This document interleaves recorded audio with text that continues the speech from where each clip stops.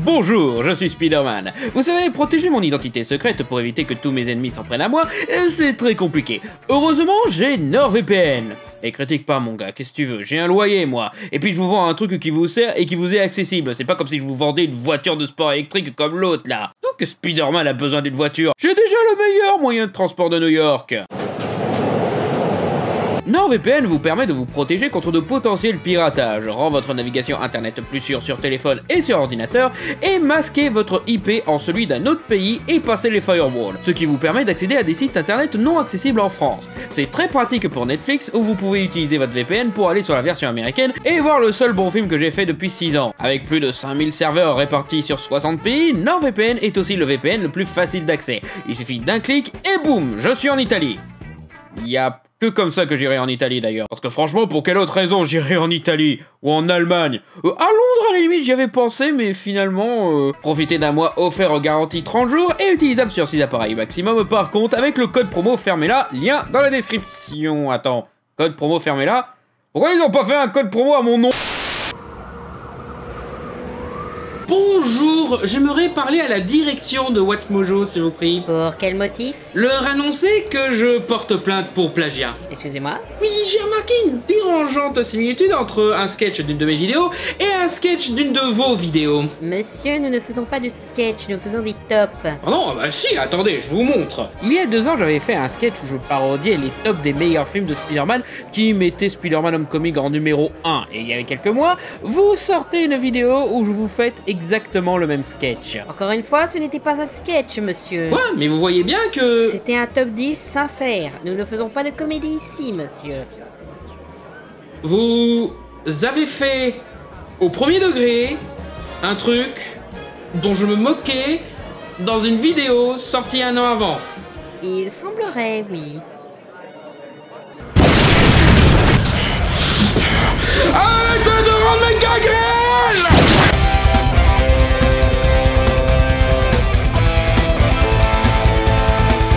Donc, me revoilà enfin à devoir vous expliquer en quoi Spider-Man est mieux chez Sony que chez Marvel. Parce qu'apparemment, il y a besoin de vous expliquer en quoi Spider-Verse est mieux qu'un téléfilm Disney Channel. Ça devient encore plus urgent quand on voit l'armée d'orques manipulée par Disney qui a attaqué Sony durant cette histoire de contrat rompu.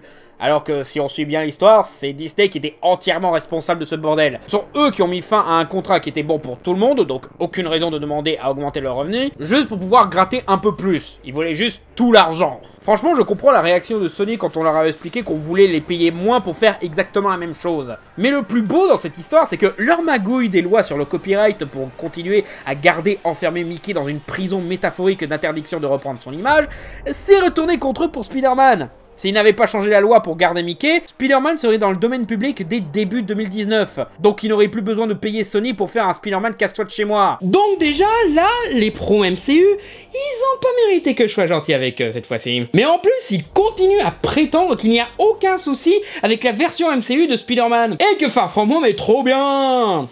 Alors qu'il est pire et encore plus impardonnable que Homecoming. Et Homecoming, je disais déjà que c'était le pire film du MCU. Oui, pire que Captain Marvel. Lui au moins avait une mise en scène et un scénario plus cohérent. Et oui, c'est aussi, logiquement, le pire film Spider-Man tout court. Même Venom, tu vois, sa nullité en était drôle, pas affligeante et insultante comme ici. Et la seule raison pour laquelle je ne dis pas que c'est le pire film de super-héros de 2019, c'est parce qu'on a eu Hellboy cette année-là. Ok.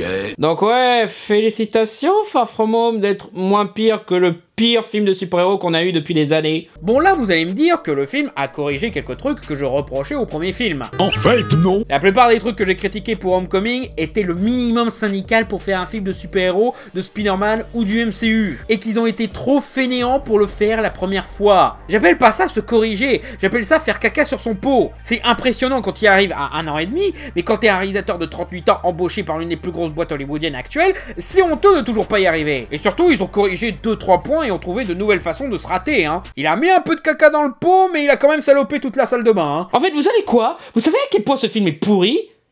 Ça m'a réconcilié avec The Amazing Spider-Man 1. Ouais, il y a quelques années, j'avais fait un top 10 des moments les plus stupides du premier reboot de Spider-Man. Parce qu'à l'époque, tout le monde l'acclamait comme une meilleure version du personnage que la trilogie de Sam Raimi. Mais maintenant... Je suis désolé, Mark Webb. Je regrette tout ce que je t'ai dit. Je savais pas à quel point on avait de la chance de t'avoir. Oui, il n'apportait rien de nouveau. Oui, Andrew Garfield n'était pas crédible en mec pas populaire au lycée. Oui, le Captain Stacy est le roi des cons. Et oui, le Lizard est un Goomba de Super Mario Bros. Le film. Mais tu sais quoi? Il a essayé au moins. Il avait une imagerie. Il a fait un film pour un nouveau public. Comme se doit de faire un reboot.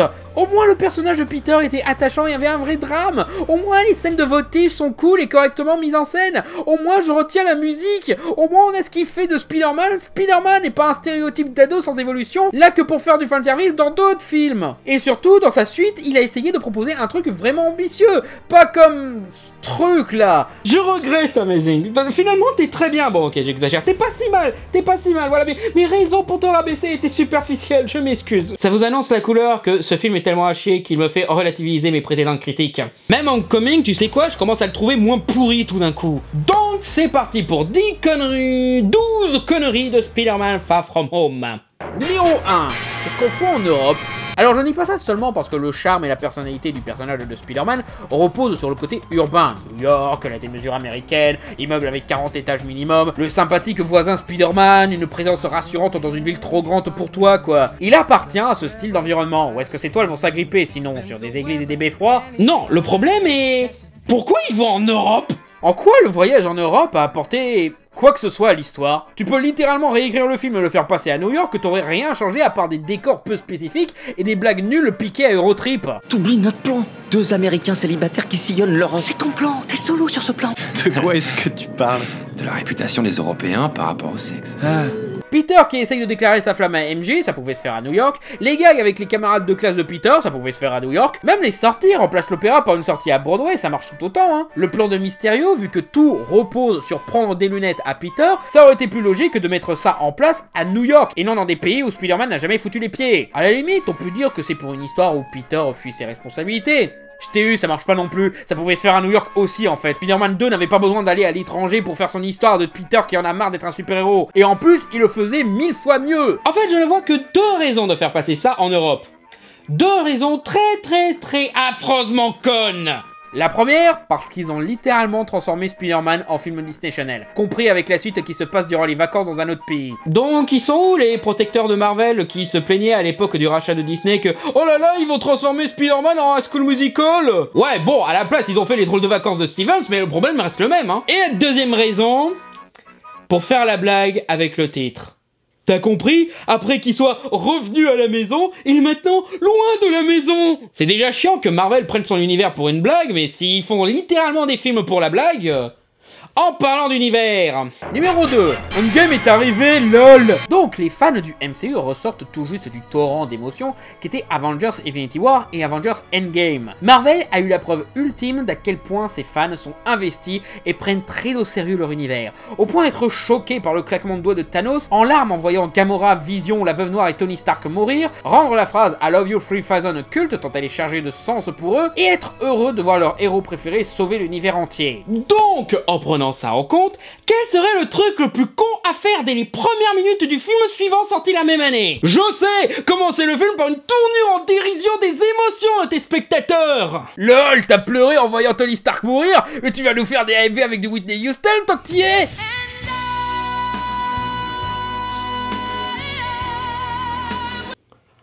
Gros con. Des gens rêveraient d'avoir des spectateurs aussi dévoués et dédiés à leur personnage, et toi, tu te fous de la gueule de leur investissement émotionnel? Je veux dire, personnellement, je suis pas surpris que Marvel déteste les super-héros et méprise ses fans, mais ayez au moins la décence de le cacher, quoi. Je veux dire, rien que le fait que ces cons sortent la BA du film alors qu'Infinity War venait tout juste de sortir, et que les fans étaient toujours sous le choc de voir Peter réduit en sang, ce qui revient à leur spoiler Peter et Cécile dans Endgame, lol, t'as vraiment pleuré pour lui, pauvre tâche. Même ce con de Kevin Feige avait dit, ouais, ça se passe après Infinity War et Endgame, donc on vous a un peu spoilé la fin, couillon. Oh, mais la deuxième BA, là, par contre, on prévient pour les spoilers pour ceux qui ont pas vu Endgame, hein. Et le reste des liens avec le MCU, c'est pas aussi lamentable, mais affreusement fainéant quand même. Tony Stark est mort, on va juste l'évoquer 2-3 fois avec des graffitis Osef. On a eu la moitié de la population mondiale qui a disparu, on évoque à peine que Tante May dirige une organisation pour aider ceux qui ont perdu leur logement à cause de ça. Et pour la classe de Peter, littéralement putain de rien n'a changé. Genre, ils ont pas de traumatisme, ils n'ont pas de soucis à s'intégrer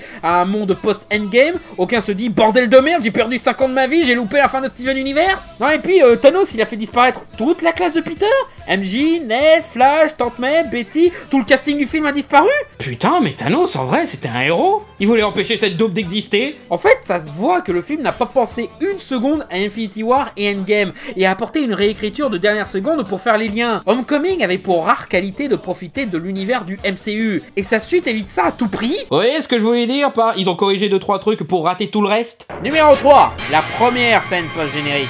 En autre preuve que les mecs s'en branlent des liens avec le MCU, les scènes post-génériques pathétiques. Genre, la scène avec Captain America dans Homecoming était moins nulle, et c'était censé être nul. Déjà, la première scène où on voit que Mysterio, à aucun moment où ça aurait collé durant le climax, mais passons, avait enregistré un message avant de mourir pour révéler l'identité de Spider-Man au grand public. Situation ultra grave qui chamboule l'existence même de Spider-Man.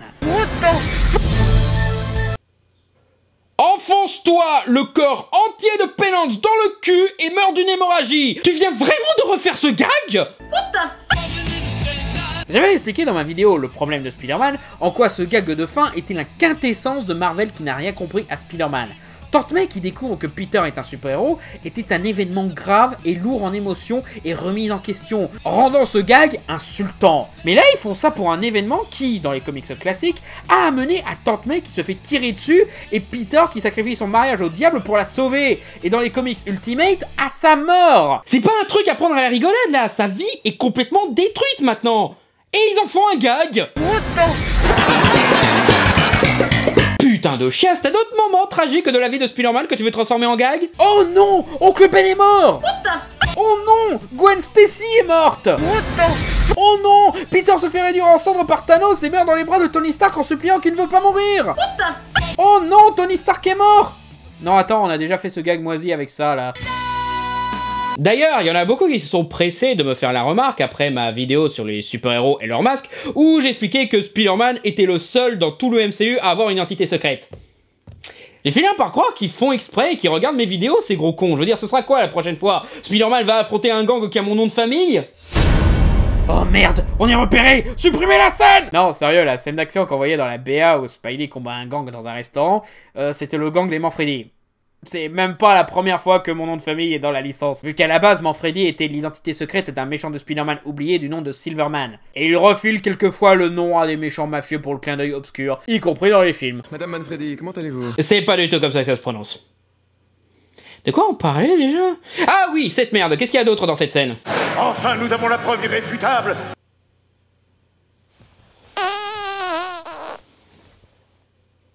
Oh mais MJ, tu dois être content, non? On a J.K. Simmons qui revient dans le rôle de J. Jonah Jameson, comme dans la trilogie de Sam Raimi que tu adores tant. Justement, c'était dans la trilogie de Sam Raimi. Depuis, on a rebooté 2 fois. Fallait changer d'acteur. J'adore J.K. Simmons et il est super dans le rôle de Jameson, mais si on le fait revenir lui, pourquoi ne pas faire revenir Tobey Maguire ou Kirsten Dunst ou Rosemary Harris? Je suis désolé de le dire, mais il fallait prendre un autre acteur, c'est limite un aveu d'échec du casting qui montre qu'ils n'ont pas été foutus de trouver quelqu'un d'autre dans le rôle. Surtout que merde, c'est pas impossible de trouver un autre acteur dans le rôle, genre John C. McGinley, Hugh Laurie, Timothy Dalton, Peter Capaldi, Ice Cube... Bon, lui peut-être pas, parce que depuis J. Jonah Jameson, c'est devenu une caricature de Alec Jones, donc ça aurait pas trop marché.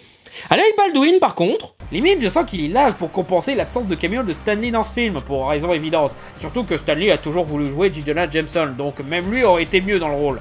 Ça aurait été plus Larry King qu'Alec Jones, mais bon. Et comme les gens comptent plus sur le fait d'avoir une personne et non un personnage reconnaissable dans ces films, démontrant un je m'en foutisme qui détruit l'immersion, eh bien ils ont pris J.K. Simmons au lieu de prendre un acteur pour cette nouvelle version de Spider-Man. Et ça, c'est juste la première scène post-générique. Numéro 4, la seconde scène post-générique. Dans la deuxième scène post-générique, on découvre que Nick Fury et Maria Hills étaient en réalité des Skrulls. Waouh! Mais cette révélation change rien du tout. Je veux dire, découvrir que tel personnage a été remplacé par un Skrull, c'est un cliché très célèbre dans les comics Marvel, mais j'ai l'impression que les mecs ont sorti ce cliché sans comprendre comment fonctionnait ce cliché. Dans les comics, quand ça arrivait, ça signifiait que nos héros se font envahir, qu'un ennemi puissant prépare un plan pour les piéger et tout, qu'il y a un espion, que quelque chose de grave se prépare. Mais dans le MCU, les Skrulls ne sont pas des méchants. Dans Captain Marvel, on avait confirmé qu'ils étaient gentils et des alliés de Fury, et même dans cette scène, ils ont remplacé Nick Fury avec l'autorisation de ce dernier, qui lui est... en vacances dans l'espace. Donc à ce stade, ça pouvait être directement Nick Fury, hein. Je veux dire, si on avait révélé que le chef des Skrulls... Bon, ok, comment il s'appelle en fait? Parce que ce gag... Talos! Talos? Putain, vous êtes fainéant au niveau des noms, Marvel, parce qu'à une lettre près, c'est Thanos, le mec, hein. Et oui, je sais, Talos, c'est en référence à la mythologie grecque, mais quand même. Bref, si on avait révélé que Talos avait pris la place de Fury, après, genre, sa mort dans le Soldat de l'Hiver, ou sa disparition après Infinity War, là, ça aurait été intéressant. Genre, Nick Fury est bel et bien mort, mais on garde sa figure pour rassembler les Avengers, le Shield et tout ça. Ou il n'est pas revenu comme les autres après Endgame, et donc du coup, t'as un mystère sur la raison de sa disparition. Si au moins on ignorait ce qui était advenu au vrai Nick Fury, ça aurait été une bonne idée. Mais non seulement le vrai Nick Fury est toujours en vie et en bonne santé, mais il communique régulièrement avec son remplaçant. On a remis les lunettes à Parker. Ça fait une semaine selon vos instructions. Donc, encore une fois, ça aurait été le vrai Nick Fury directement, ça aurait littéralement rien changé. Je vais même dire, c'est quand même beaucoup plus logique de garder Talos, un mec habitué dans l'espace, et Nick Fury, un mec habitué à la Terre, sur Terre. La seule excuse que les fans ont trouvée à cette révélation, c'est que c'est là pour expliquer pourquoi Nick Fury est aussi con dans ce film. Ah, ok. Parce que maintenant, il faut une explication à pourquoi Nick Fury est con. Le mec qui manipule le Tesseract pour en faire des armes après avoir promis à Captain Marvel de veiller à ce que ça n'arrive pas, après tout le film Captain Marvel où on transforme Nick Fury en imbécile qui se fait crever l'œil par son chat, après le Soldat de l'Hiver où il se fait piéger par Hydra et pense naïvement pouvoir sauver le Shield de cette histoire, après Iron Man 2 où il ne fait rien pour empêcher le bordel avec je sais plus qui... Qui se souvient d'Iron Man 2 en même temps? Nick Fury a toujours été un con, même dans les comics, il est responsable d'une demi-douzaine de catastrophes parce qu'il était trop pragmatique, c'est limite la principale raison d'exister du personnage. Non, et puis ça voudrait dire que vous étiez conscient d'un défaut de scénario et que vous n'avez rien fait pour le corriger. Débile. Et même si c'est censé teaser un truc dans le MCU, ça tease quoi? Qu'est-ce que ça tease Nick Fury dans l'espace avec des Skrulls? À quoi ça sert, putain? Vous voyez, ça c'est du foutage de gueule. Numéro 5, Peter et MJ. Ok, celle-là, je sais même pas comment vous avez fait. C'est limite prodigieux d'avoir raté ce truc. Peter et Michelle Jones, pas Mary Jane, mais on va l'appeler MJ quand même parce qu'on a fait les cons de Homecoming, ont une romance affreusement superficielle. Ok, déjà, rappelons où en était la situation entre les deux un film plus tôt. Peter était amoureux de la fille populaire de son lycée, Liz, dont il a plus ou moins détruit la vie en envoyant son père en tôle. Et il n'a clairement rien à foutre de Michelle qu'il croise que quelques fois durant le film. À la toute fin, la scène où Michelle révèle son pseudo pour le fanservice incohérent, on voit Peter perdu dans ses pensées, toujours brisé par ce qu'il a fait à Liz, ne pas considérer Michelle plus que ça, et au moment de partir, Michelle le regarde d'une façon laissant suggérer de l'affection. Ce qui veut dire que nous sommes dans une situation où c'est MJ qui est secrètement amoureuse d'un Peter qui la capte à peine. Il a lâché la fanfare et le labo de robotique. Je l'espionne pas du tout, je suis juste observatrice. Et... pourquoi pas? Même quand MJ était Mary Jane, t'avais des situations d'amour secret inversées. Genre dans Ultimate Spider-Man, t'avais ça pendant une certaine période. Ou encore dans la série de comics Spider-Man Loves Mary Jane. Donc c'est une situation différente, mais dans le bon sens. Et comment Far From Home la reprend? Je lui dis ce que je ressens pour elle. Non mais dis-le directement que tu t'en branles. Je comprends pas du tout pourquoi maintenant Peter est fou amoureux de Michelle. Les fans semblent croire que le simple fait qu'elle se fait surnommer MJ est suffisant pour que Peter soit direct amoureux d'elle. Mais c'est complètement con. Allô? Peter, je t'ai déjà dit d'arrêter de m'appeler. Bah déjà parce que notre relation ça va encore fâcher les anti-AJW et aussi t'es marié, connard! Encore une fois, il n'avait aucun développement dans Homecoming, et le film se finissait sur Michelle potentiellement amoureuse de lui, et Peter qui s'en fout. Et maintenant, c'est tout l'inverse. Le tout avec un triangle amoureux avec un connard aux F. C'est à croire que les mecs ne savent pas écrire une romance de Spider-Man où ce n'est pas Peter qui est secrètement amoureux. Aussi, le beau gosse populaire qui essaye de piquer la fille dont Peter est amoureux, vous vous souvenez que c'était une des raisons de l'existence de Flash ?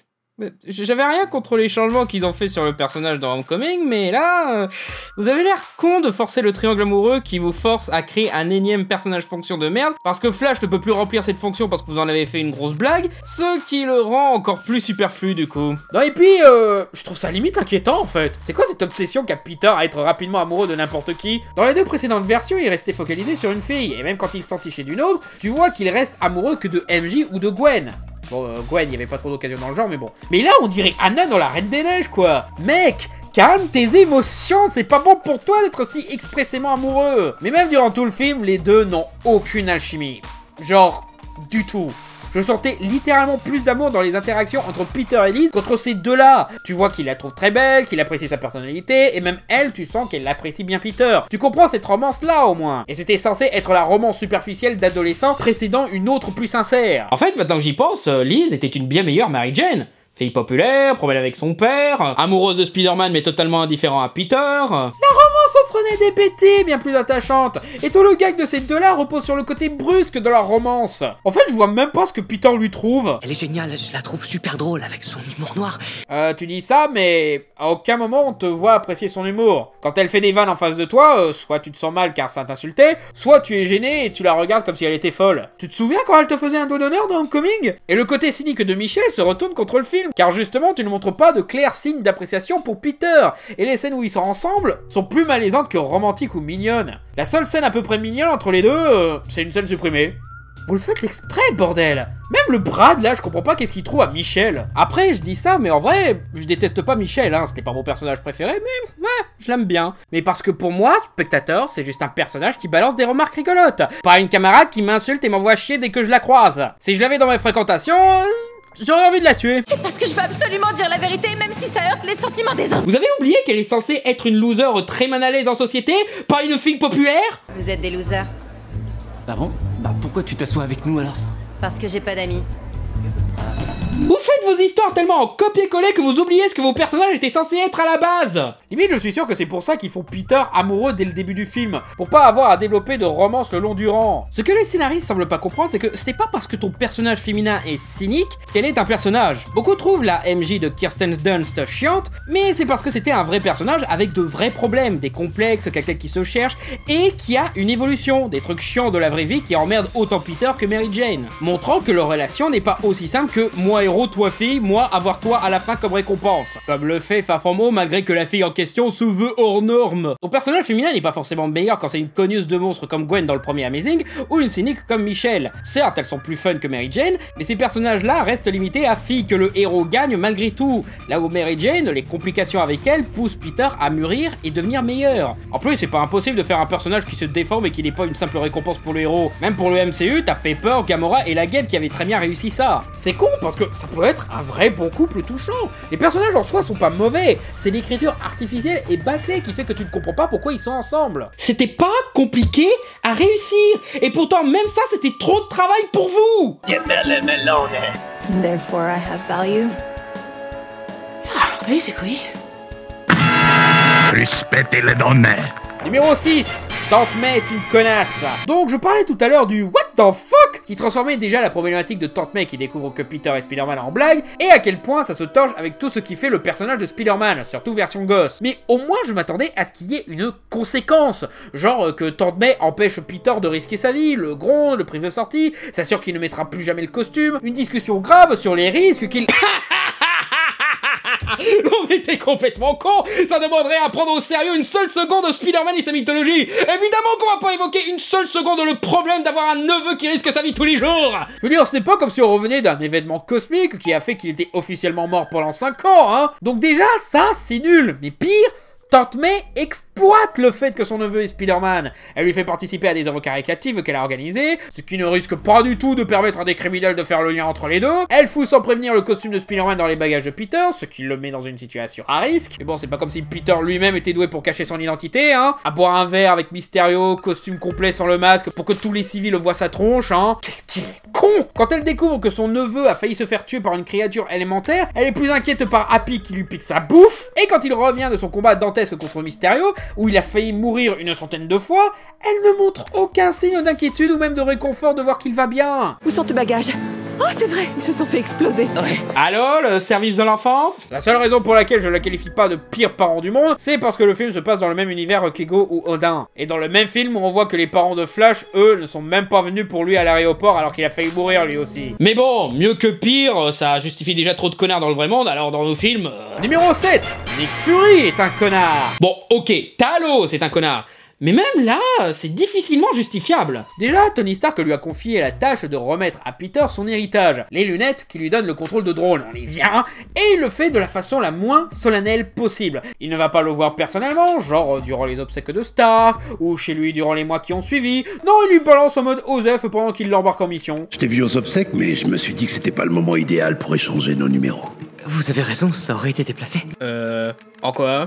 Parce que ça arrive durant des obsèques de croiser des inconnus, faire connaissance et justement s'échanger des numéros. C'est ce que t'as fait dans Incassable d'ailleurs, t'as oublié? D'ailleurs, Pourquoi il force Peter à venir dans cette mission? Sérieux, Talos insiste beaucoup trop pour avoir Peter dans cette mission. Malgré le fait que c'est un putain de gamin de 15 ans qui sait parfaitement qu'il n'a pas la maturité nécessaire pour cette mission, que Peter arrête pas de dire qu'il ne veut pas venir, et qu'il est clairement pas le meilleur Avengers pour combattre des élémentaires. Pour moi, c'était une évidence que tu n'étais pas encore prêt.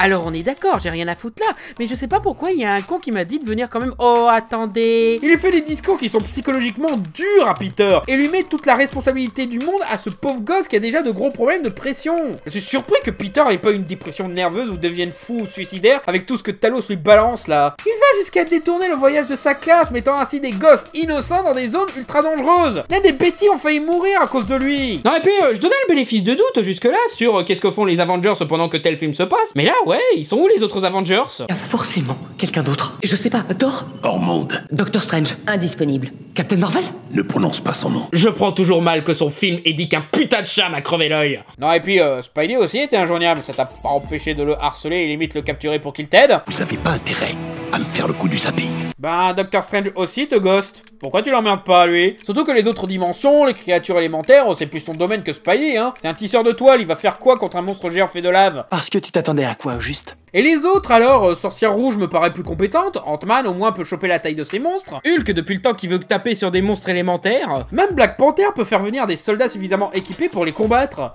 En fait, encore mieux, pourquoi t'aurais besoin d'un autre super-héros? Mysterio fait tout le boulot à ce que t'envoies et il arrête pas de démontrer qu'il est le plus qualifié à les combattre. Et d'ailleurs, tu vas me faire croire que le mec qui est parfaitement bien placé pour savoir que c'est facile de se faire passer pour quelqu'un qu'on n'est pas, ne se doute pas une microseconde que Mysterio pourrait mentir? Non, sérieux, il lui fait beaucoup trop confiance. Il lui a balancé l'identité de Peter, putain. Tu vas me faire croire qu'il n'a pas pensé à lui mettre un traceur, le faire suivre, enquêter sur son truc ou quoi? Ou même prendre une photo de sa tronche et vérifier s'il y a quelqu'un d'autre qui a la même tronche dans leur univers? Je veux dire, je suis un polymorphe, j'ai un peu honte. Et ok, il n'a pas les moyens du shield à cause des 5 ans d'éclipse, je l'accepte sans problème. Ok, il ne peut pas convaincre les autorités de faire évacuer la ville pour empêcher que l'attaque de l'élémentaire ne fasse des victimes. Qu'il demande à Mysterio de prévenir la population de pas rester là où il va apparaître. L'ennemi nous attaque! Évacuez la ville, tout de suite! Je veux dire, c'est pas un guet-apens ou quoi? Faire évacuer la zone ne va pas empêcher l'élémentaire de se manifester. Tu peux intervenir et prévenir qu'il va y avoir un monstre. Et puis pourquoi ne pas utiliser Edith? C'est pas comme si dans un des films on avait montré que Tony Stark avait un programme pour empêcher la population de se retrouver dans un feu croisé, hein? Allô? Allô? Y'a personne au bout du fil? Et, attends, durant l'attaque de l'élémentaire de feu, on les voit foncer en voiture. Ils étaient même pas dans la zone où l'élémentaire apparaît? Mais pourquoi Nick Fury t'a confié sa place en fait? Numéro 8. La mise en scène est appelée par ses parents. Ouais, il y a plus de travail de mise en scène que dans Homecoming. Oui, la scène des illusions de Mysterio est cool. Mais mieux qu'un film à la mise en scène télévisuelle, ce n'est pas si impressionnant que ça. Ce fameux passage d'ailleurs, ouais, il est très chouette, mais j'ai du mal à applaudir le film pour ça. Déjà parce qu'il y a une imagerie tellement recherchée qui fait presque tâche avec le reste du film qui garde une mise en scène basique. Au point que quand j'ai vu cette scène pour la première fois, le premier truc que je me suis dit c'est ouais, ça a été fait par une autre équipe. Et j'avais raison, parce que ce passage-là n'a pas été réalisé ou supervisé par le réalisateur John Watts, mais par la boîte d'effets spéciaux Framestore. Ouais, quand tu te renseignes sur leur travail dans cette séquence, tu vois que c'est eux et personne d'autre qui ont pensé l'imagerie et la mise en scène de ce passage durant la post-prod. Ils ont fait cette séquence eux-mêmes. Donc peu, voire pas du tout d'implication de John Watts dans l'affaire. Encore plus con, le superviseur des effets spéciaux, John X. Sears, a admis que la seule raison pour laquelle ils ont mis ce passage, c'est parce que Spider-Man New Generation est sorti. Pensez-y, si Spider-Verse n'était pas sorti, la séquence de Mysterio n'aurait jamais été faite. Faut montrer un potentiel concurrent pour les pousser à faire le minimum syndical. Aussi, j'ai joué à Batman Arkham Asylum moi aussi. Et j'ai vu Ready Player One. Voilà quoi, peu impressionné. Aussi, il explique qu'ils ont pensé à illustrer le Spider-Sense, mais qu'ils ont annulé l'idée car ça faisait trop cartoon. Donc il confirme que John Watts est tellement nul en mise en scène qu'il avait pas d'autre idée pour illustrer le Spider-Sense que le dessin des éclairs autour de la tête de Spider-Man, c'est ça? Je veux dire, c'est pas comme si on avait de précédentes versions de Spider-Man qui avaient trouvé comment illustrer ce pouvoir par la mise en scène. Même les frères Russo avaient une bonne idée pour illustrer ça, et pourtant ils sont pas des maîtres de ce domaine, hein. Je veux dire, vous vous rendez compte que le combat final entre Peter et Mysterio se passe dans un putain de couloir, et qu'ils s'affrontent jamais directement? Non, Peter affronte des drones à la con et bat son adversaire en quelques coups. Même le final d'Iron Man 2 était plus respectable à ce stade, et c'était pourtant un sacré putain mouillé lui aussi. D'ailleurs, vous saviez que cette scène était chorégraphiée par Genndy Tartakovsky? Vous avez un Tartakovsky en parfait état et vous ne pensez pas à l'utiliser. Mais parlons du moment que l'on attendait tous. On a enfin Spider-Man qui fait de la voltige dans un film Spider-Man. Wow, sans deck. Et c'est de la merde. C'est cadré et monté avec le même banal que le reste du film, et ça ne cherche jamais à créer une imagerie grandiose. Encore une fois, même Amazing Spider-Man a su faire de très beaux trucs niveau voltige. Même moi, quand je joue au jeu Spider-Man sur PS4, je crée sans le vouloir des séquences de voltige classe.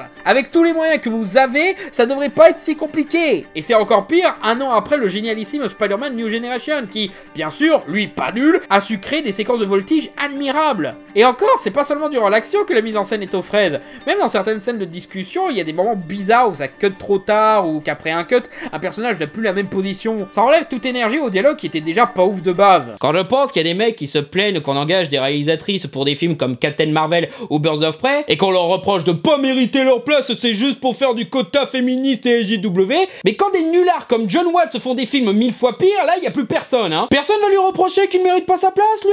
Au contraire, remplacez-le par celle qui a fait Captain Marvel, hein. C'était de loin une meilleure réalisatrice, hein. Numéro 9, Monsieur Julius Dell. Quel était le putain d'intérêt de ce personnage de merde? Sérieusement, c'est la forme la plus basique et artificielle d'un comic relief, dans un monde déjà envahi de comic relief. On a déjà Ned, Happy, Monsieur Harrington, Dimitri, Flash et Brad. On n'a pas besoin d'un 7ème comic de service. Ce personnage est tellement inutile que j'ai littéralement rien d'autre à dire sur lui. Next. Numéro 10, Mysterio. Mysterio est un méchant de Spider-Man que je trouve sous-utilisé. Même dans les jeux vidéo, il n'est là que pour être un gros monstre à combattre. Les médias qui l'adaptent n'ont pas su l'utiliser convenablement. Et quand j'ai su qu'il serait le nouveau méchant de Spider-Man Far From Home, je savais déjà qu'ils allaient se louper. Je veux dire, le maître illusionniste, un personnage avec un tel potentiel visuel, confié au mec qui travaille le moins sur l'imagerie de tout le MCU, c'est mort. C'est encore plus évident que son potentiel est sous-utilisé quand on prend en compte que le MCU a Doctor Strange, et que, encore une fois, le précédent film Spider-Man, c'était New Generation. Mais si c'était que ça, je veux dire, un méchant Marvel mal exploité, on a l'habitude depuis le temps. Non, moi, mon problème, c'est que absolument rien n'a de sens dans ce personnage. Déjà, ses origines. C'était un ancien employé de Stark Industries qui a créé un système d'hologramme réaliste capable de recréer les souvenirs, invention que Tony Stark a trouvé inutile. Et ça l'a convaincu de devenir un super vilain. Point d'interrogation. Je veux dire, tu pouvais juste partir de Stark Industries avec ton invention et proposer tes idées à une boîte qui ayant moins de morale. Tony n'avait pas l'air d'y tenir à ta technologie. La scène où il l'utilise, il dit que ça sert à rien, donc je suis sûr qu'il te laissera partir avec. Je lui ai dit que c'était une erreur, que ma technologie pouvait changer le monde. En quoi ?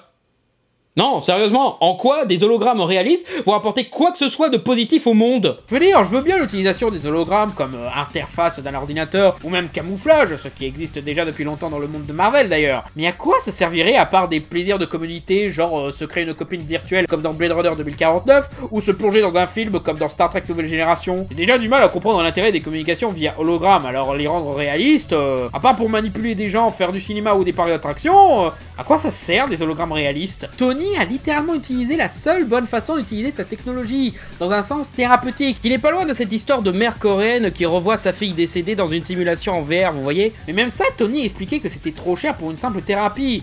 Donc, t'as mieux à proposer que ça? Non? Et puis même, c'est pas une bonne raison de devenir obsédé par Tony Stark. Oh putain! C'est Killian de Iron Man 3. Personnage à qui on reprochait déjà d'être un plagiat de Syndrome dans les Indestructibles. Mais tu vois, ces deux cas-là, je comprends pourquoi ils ont viré Psychopathe et sont devenus obsédés par le héros. Déjà parce qu'ils semblaient bien mal à l'aise en société avant, mais aussi parce qu'ils se sont sentis humiliés par un modèle sur qui ils plaçaient l'espoir d'accomplir leurs rêves. Même Batman Forever l'a mieux fait, et waouh, à quel point tu dois être nul pour que je dise Batman Forever l'a mieux fait. Et c'est aussi un autre problème par rapport à Mysterio.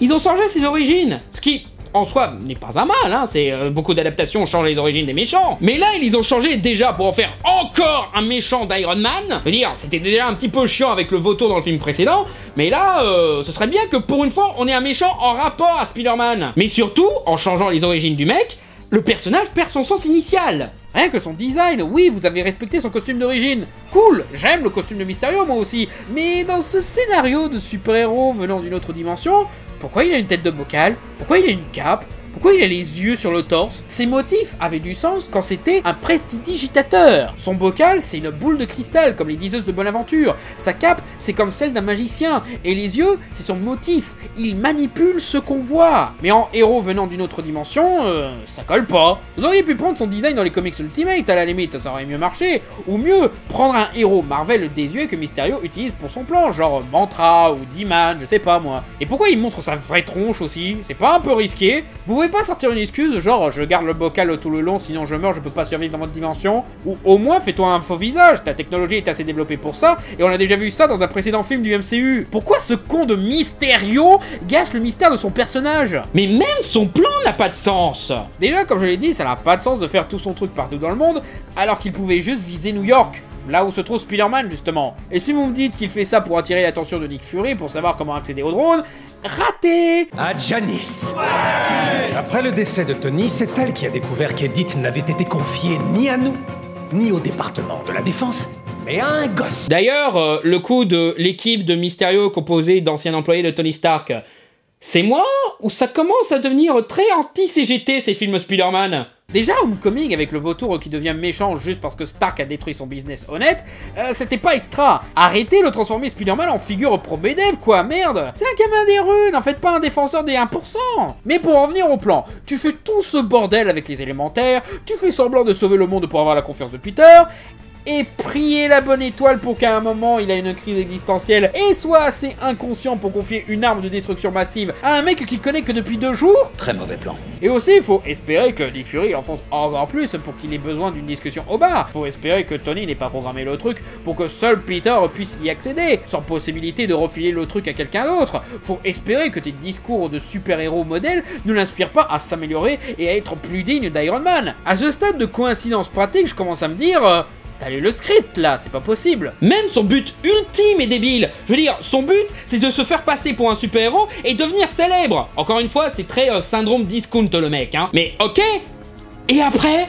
Je veux dire, dans le comics, quand il se fait passer pour un héros, c'est pour planquer ses vols et devenir riche, ou se venger de Spider-Man et entrer dans les légendes comme celui qui l'a vaincu. Mais là, une fois que tu seras devenu le super-héros le plus célébré, qu'est-ce que tu vas faire?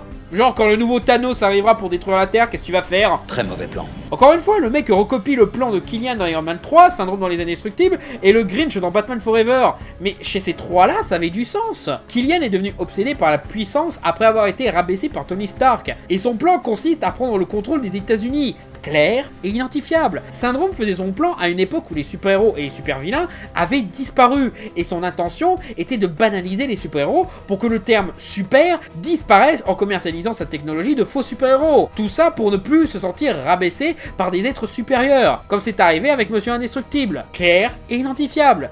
Jim Carrey était un fan obsédé de Bruce Wayne et voyait en lui la seule personne assez intelligente pour comprendre son génie, et s'est fait détruire ses rêves par un simple refus de ce dernier, l'enfonçant en sa névrose. Et il veut collecter tous les secrets des habitants de Gotham pour devenir riche et puissant. Clair et identifiable. Mais Mysterio n'a plus de raison de vouloir se venger de Tony Stark. Déjà parce que il est mort, mais aussi, peu importe ce qu'il fera, il ne pourra jamais détruire l'image du héros qu'il était, car il a littéralement sauvé l'univers. Même si ton plan réussit, ce serait un miracle que tu sois dans le top 10 des meilleurs super-héros de ce monde. Et qu'est-ce que ça va te rapporter d'être un super-héros acclamé aussi? Tu vas devenir riche? Bah si c'est tout ce qui t'intéresse, tu pouvais revendre tes hologrammes à la concurrence encore une fois. Tu vas pas avoir de pouvoir concret sur le monde ainsi, car les Avengers n'en avaient pas vraiment. Surtout après les accords de Sokovie. Tony Stark était riche, mais ça datait d'avant Iron Man. Ça va même te foutre dans la merde, car contrairement aux Indestructibles, tu essayes de te faire passer pour un super-héros dans une période où les super-héros sont très présents et demandés. Tu fais ça 11 ans après une attaque alien à New York,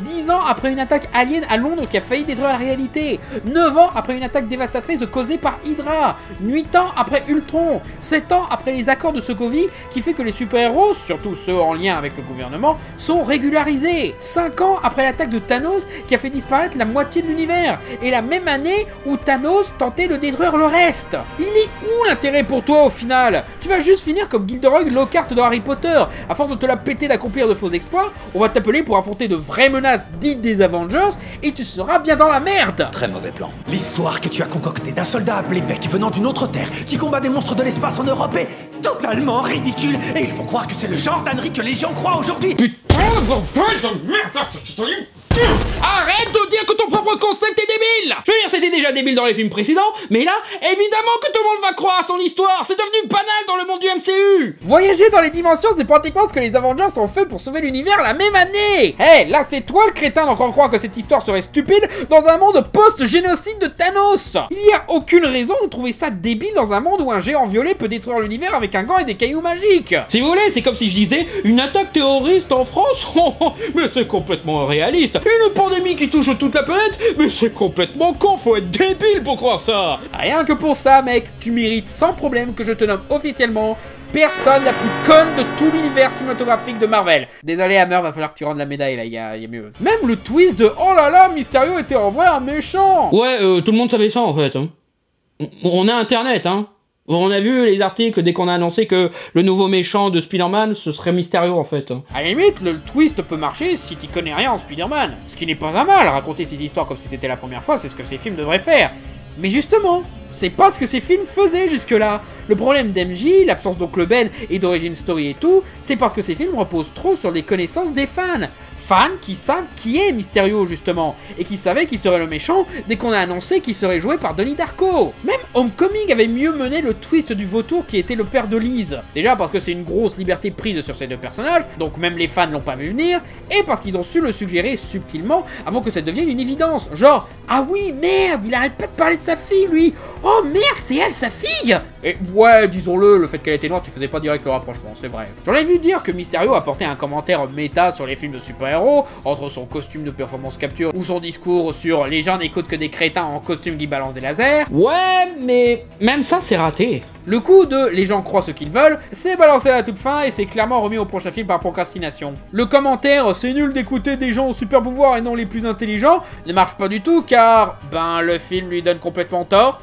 Vu qu'on le montre comme un égocentrique dangereux qui n'hésite pas à menacer de tuer ses associés, et que les gens au super pouvoir sont montrés comme des gens intelligents et moraux. Tony et Peter compris. Hein. C'est juste artificiel comme commentaire méta. C'est du même niveau que le commentaire sur Walt Disney dans Dumbo, qui va pas plus loin que le mec dirige un parc d'attractions. Wow, trop subversif! Quand les Indestructibles font des commentaires méta de ce genre, le reste du film le développe. Le commentaire si tout le monde est exceptionnel, personne ne l'est, est contredit par ouais mais tout le monde est exceptionnel malgré tout, par la victoire de la famille Indestructible et Monsieur Indestructible qui met de côté son ego pour le bien d'autres personnes exceptionnelles. Mais ça, je le garde pour un futur fermé la essai sur ses bien meilleurs films de super-héros. En fait, le pire c'est que cette thématique est littéralement mieux exploitée dans le comics où Mysterio apparaissait pour la première fois. The Amazing Spider-Man numéro 13, où Mysterio est un acteur et spécialiste des effets spéciaux qui n'arrive pas à percer, et décide donc de combattre Spider-Man en usurpant son identité durant le vol d'une banque, et en proposant à Jonah Jameson ses services pour arrêter le vrai Spider-Man. Ce qui va totalement avec le message sur les gens rabaissés par ceux ayant des super pouvoirs, ainsi que celui des gens qui croient ce qu'ils veulent, parfaitement illustré par un Jameson détestant Spider-Man parce que c'est un héros masqué, mais faisant une confiance aveugle à un autre prétendu héros masqué pour l'arrêter alors que c'est lui le vrai criminel de l'histoire. Et c'est ça le plus gros problème de Mysterio dans ce film. Les libertés prises enlèvent tout le sens qu'ils voulaient exploiter dans ce film. Ils ont respecté sa forme artificielle, mais ils ont complètement bâclé son fond. C'est faussement fidèle. Numéro 11, les drones. Donc, dans la liste des conneries de Tony Stark, entre refiler son adresse à des terroristes, fabriquer Ultron, signer aveuglément une nouvelle loi gouvernementale et pisser dans son armure, confier à un gamin de 15 ans une arme de destruction massive, sans problème numéro 1. Sérieusement, Tony? C'est à Peter que tu lui confies la responsabilité de ton arsenal destructeur, là? Pas à Pepper, qui a toujours été plus sage que toi? Pas au reste des Avengers, qui en feront sûrement meilleur usage? Genre Captain America? Oui, je sais, il est vieux maintenant, mais ça, il pouvait pas le savoir. Aussi, il aurait été contre parce que ces drones, c'est grosso modo le plan d'Hydra dans Le Soldat de l'Hiver. Ça, c'est pas la liberté, c'est la terreur. Donc un truc qui était montré comme diabolique dans un film Captain America est un truc approuvé par Tony Stark dans un film Spider-Man, et se semble dire qu'il a peut-être eu tort. Ok. Et surtout, rappelez-vous que Peter était mort jusqu'à très récemment. Il revient d'entre les morts que durant le final d'Endgame où Tony meurt peu de temps après. Donc ça veut dire qu'il a programmé ce testament avant de ramener la moitié de l'univers. Donc s'il s'était loupé, il aurait légué son arsenal à un mort, hein. Donc quoi, Tante May l'aurait hérité à sa place? C'est encore plus con quand tu vois à quel point ce truc est totalement à l'opposé de ce qui était devenu Tony Stark. On a oublié le premier Iron Man. À partir d'aujourd'hui, je décide de fermer la manufacture d'armes à trous Stark International. En fait, non. Non mais c'est des drones, hein, ça va, ça passe quoi. Et si je leur donne des voix de petites filles, ça passe. Et puis, une armée de robots capables d'intervenir n'importe où dans le monde, de raser une ville et tout, c'est Ultron. Ouais, ces drones ne sont qu'une version plus minimaliste d'Ultron. Et il a tellement regretté d'avoir fait Ultron qu'il est passé à l'extrême inverse en collaborant pleinement avec le gouvernement. Limite, ça aurait été plus logique qu'il confie les drones à Nick Fury du coup. D'ailleurs, Talos, on va finir par croire que je m'acharne sur toi, mais pourquoi t'as pas gardé les lunettes? Même si tu ne savais pas que les lunettes te donnaient accès à Edith, ce que même le gang de Mysterio savait d'ailleurs, tu pouvais les lui prendre après l'accident du drone envoyé par erreur. Ouais, drone envoyé par erreur. C'est peut-être pour ça qu'il fallait pas lui confier les drones. Mais vas-y, faut lui encore plus de responsabilités et de pression sur le dos. Y a pas de souci à détruire psychologiquement un gamin dont tu laisses libre accès à une arme de destruction massive. Ça va pas finir en Chronicles, non non non. On va peut-être réussir à le pousser au suicide avant mardi à ce rythme. D'ailleurs, à la fin, il a toujours les lunettes. Il a toujours Edith. Il a toujours cette arme de destruction massive sur lui. Il n'y a pas eu d'arc comme quoi il vient de découvrir que cette arme est trop puissante pour que ça revienne qu'à une seule personne. Ça pue un peu le supérieur Spider-Man, là. Mais en plus, non, tu vas pas me faire croire que c'est Tony Stark qui a designé ces merdes. Regardez-moi ça comme c'est lambda. C'est limite un copier-coller des drones de Oblivion. Sauf que dans Oblivion, ce design simpliste était cohérent avec le fait que c'est une IA froide qui les a créés. Là, c'est Tony Stark. Le mec qui crée rien sans que ça n'ait du style. Le mec, il aurait peint les drones en rouge écarlate ou en doré. Il aurait mis des noms de filles sur chacun d'eux. Ça aurait dû être des armures d'Iron Man, quoi. Comme dans Iron Man 3. Non, et puis, pourquoi Mysterio les veut? Son plan a l'air faisable sans Edith, en fait. Il a déjà des drones à disposition. D'où il les sort, d'ailleurs, ceux-là? S'il arrive à en avoir sans Edith, pourquoi il a besoin d'Edith pour en avoir d'autres? En fait, c'est juste un MacGuffin mal pensé pour justifier que Mysterio s'en prend à Peter et crée un enjeu artificiel. Comme souvent dans les histoires de drones dans ce genre de film. Ouais, parce que ils ont piqué l'idée à Fast and Furious 7 en fait.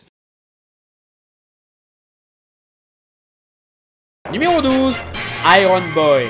Spider-Man Far From Home fait tellement de la merde qu'il n'est même pas cohérent avec Spider-Man Homecoming, alors que ce sont les mêmes réals et scénaristes. J'ai déjà expliqué d'autres incohérences comme le traitement de la relation entre Peter et Michelle, la responsabilité de Tony, qu'on annule complètement la découverte de Tante May, mais la pire trahison d'Homecoming, on annule la seule putain d'évolution du personnage de Peter. Le seul truc qu'Homecoming racontait concrètement, c'était l'histoire d'un gamin qui veut absolument être un Avengers, avant de voir son ambition rabaissée par ses responsabilités. Il devait arrêter de chercher à être le nouvel Iron Man. Même son combat contre le vautour sert à montrer que son modèle est imparfait, pour qu'il puisse devenir meilleur qu'Iron Man en étant lui-même. Je voulais simplement être comme vous.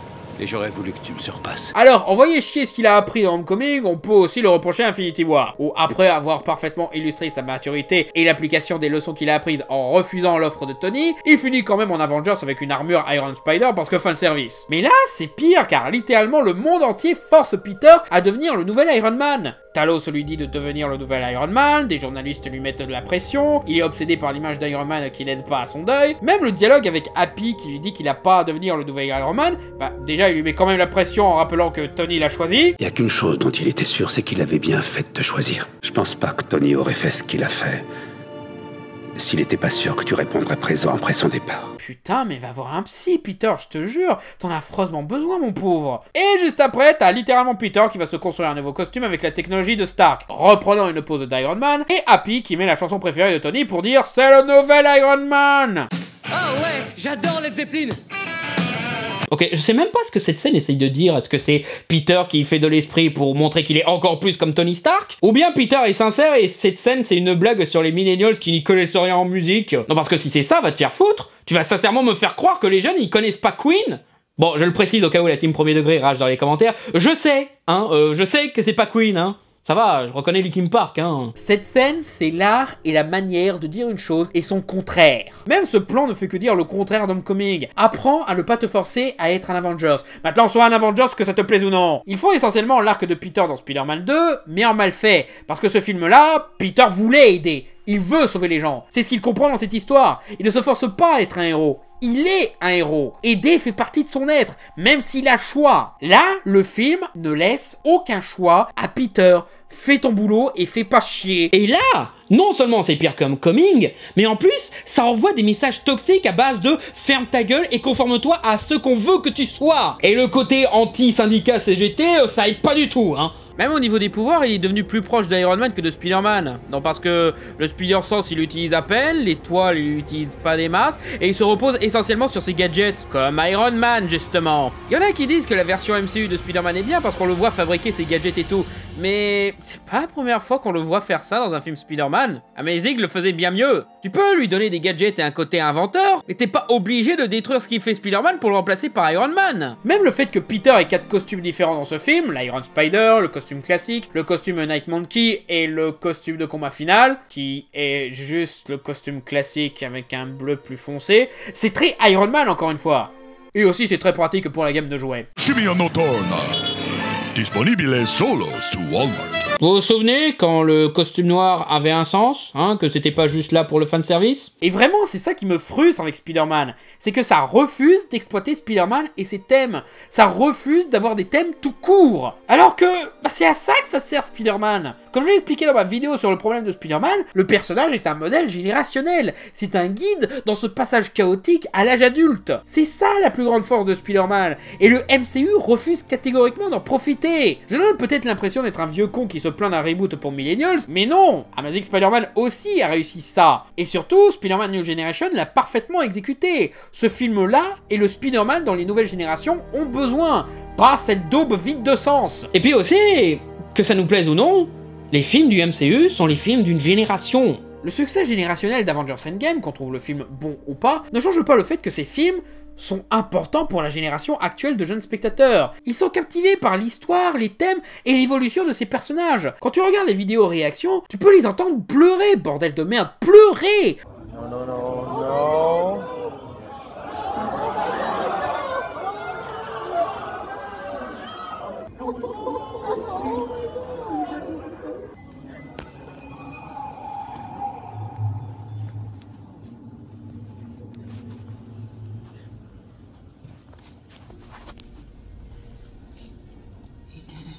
Tu les entends halter chaque fois que Thanos s'approche de la victoire, et applaudit quand il est enfin vaincu. Ils sont à fond dedans, bien plus que n'importe quel fandom de licence pourtant artistiquement supérieure. Je regarde régulièrement les vidéos d'un certain Slifer 2812. Il fait essentiellement des AMV dans le style d'une bande-annonce dramatique épique en reprenant des dialogues des films et tout. N'hésitez pas à aller voir, c'est cool ce qu'il fait. Et dans ses vidéos, il montre une beauté cachée des films Marvel. Il arrive à capter une émotion, un tourbillon psychologique et de thèmes universels. Et le gars, là, il a 19 ans. Notre côté vieux con qui déteste les jeunes pourrait nous pousser à croire que les jeunes gens qui font du MCU le succès qu'il est sont là que pour l'humour et l'action. Mais en vrai, non. Ils sont là pour les personnages, leur évolution psychologique et les thèmes. Ils sont là pour des personnages qui leur parlent et les inspirent. Même le Spider-Man du MCU, il arrive à trouver une beauté touchante. Et je le trouve pas con. Pas inférieur, pas naïf. Je trouve au contraire que c'est génial que ces films tellement calibrés qu'ils en deviennent insipides arrivent quand même à apporter tant d'émotions aux spectateurs. Marvel a une fanbase qui mérite mieux. Ils chérissent les moments d'émotion et ce que ces personnages représentent. On ne s'en rend pas forcément compte en voyant les films seuls, mais ces films sont importants pour eux. Ils grandissent avec. La majorité vont apprendre ce qu'est le cinéma à partir de choses qu'ils ont vues dans les films du MCU. Et ils en retiennent ça, les enjeux, les émotions, et l'évolution.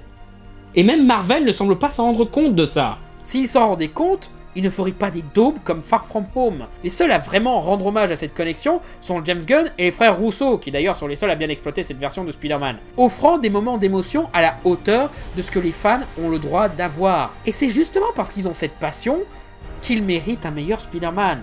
Je dis pas virer Tom Holland ou balancer un autre reboot, on n'est pas obligé d'en venir là. De tous les problèmes qu'ont ces films, Tom Holland n'en fait pas partie. C'est un bon acteur, c'est même un bon gars qui fait de son mieux, il est passionné par son rôle, je vais même dire, même lui mérite un meilleur Spider-Man, un mieux écrit et plus respectable. Même Marvel n'est pas le principal problème. Il n'aide pas du tout, c'est clair, surtout quand ils manipulent leurs fans pour forcer Sony à s'incliner quand ils changent un contrat, mais leur toute puissance n'empêche pas James Gunn et les frères Russo de prendre des risques et de faire de super films. Rien que faire un Avengers Endgame principalement centré sur les personnages et avare en action, bah je dis bravo, continuez à encourager ce genre d'approche. C'est très rare pour un blockbuster comme Avengers Endgame, mais ils doivent comprendre qu'un mec comme John Watts, aussi serviable soit-il, aussi prolifique soit-il avec son Spider-Man le plus lucratif de tous les temps, il n'apportera jamais aux fans ce qu'ils méritent. Pour moi, le plus gros problème de ce film, c'est surtout ça, le réal, qui semble plus enclin à ridiculiser Spider-Man qu'à faire du Spider-Man. Ce n'est même pas les scénaristes, parce que Chris McKenna et Eric Summers ont aussi bossé sur Jumanji Welcome to the Jungle et Ant-Man et la Guêpe. Pas des grands films, on est d'accord, mais suffisamment attentionnés envers ces personnages pour les rendre attachants et capables d'avoir des idées créatives. Aussi, ils ont coécrit Lego Batman, donc clairement, ils savent faire un truc porté sur l'humour sans insulter la licence qu'ils adaptent. Ça dépend juste de pour qui ils écrivent le film. Ah, et non, j'ai pas oublié le fermer là ici sur Lego Batman, vous en faites pas, un jour je vais le finir. Si on dégage le réal, grande chance que les films deviennent meilleurs. Et non, je ne parle pas de reprendre Sam Raimi, lui confier un Doctor Strange à lui c'est déjà très bien. Mais confier à un autre réal qui peut apporter le soin et la passion que le personnage mérite. Même un mec comme Peyton Reed, je serais pour, car lui au moins a un minimum de créativité et peut-être attachant par moment. Du moment que cette génération est enfin le Spider-Man qu'il mérite. Si vous ne voulez pas faire d'efforts pour faire un bon film, au moins faites l'effort pour vos fans. C'est à eux que vous devez de meilleurs films. C'est quand même dingue que je doive expliquer à Marvel, les créateurs de Spider-Man, que leur grand pouvoir implique de grandes responsabilités. En tout cas, vivement Spider-Verse 2. Parce que pour l'instant, c'est le seul film Spider-Man qui vaut le coup, et le seul que cette génération mérite vraiment. Aussi, faites que ce soit Mysterio le méchant de celui-là, ce serait trop bien!